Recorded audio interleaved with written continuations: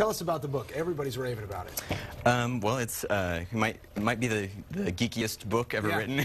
It is kind of a cross between Willy Wonka and The Matrix, people have called it, or other kind of cyberpunk kind of adventures. But it's about a video game contest in the future held by an eccentric billionaire who's kind of a mashup of Bill Gates and Richard Garriott and Mark Zuckerberg. That kind of and he's a huge nerd, a huge 80s pop culture geek. And when he dies, he leaves behind his company and his entire fortune to whoever can solve these video game puzzles. Central character, Wade Watts. It's kind of an underdog story as well, because this guy is not really, the real world kind of scares him a little bit, and he spends a lot of his time online in this game in Oasis, right? And then eventually has to confront that fear. It's true, and I try to make Wade sort of a geek archetype, sort of a combination of all the, myself and all the, super nerds that I've known over the years, and it is. I grew up reading a lot of Roald Dahl and like stories like James and Giant Peach and Charlie and the Chocolate Factory, and he always had these kind of underdog young protagonists. They're in a horrible situation, and then they,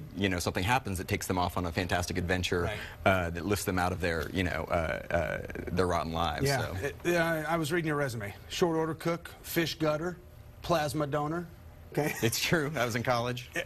Hugely successful author and screenwriter as well. I mean, we joke about it, but how difficult was it to translate everything you knew and have known growing up and just living the way you have into this book?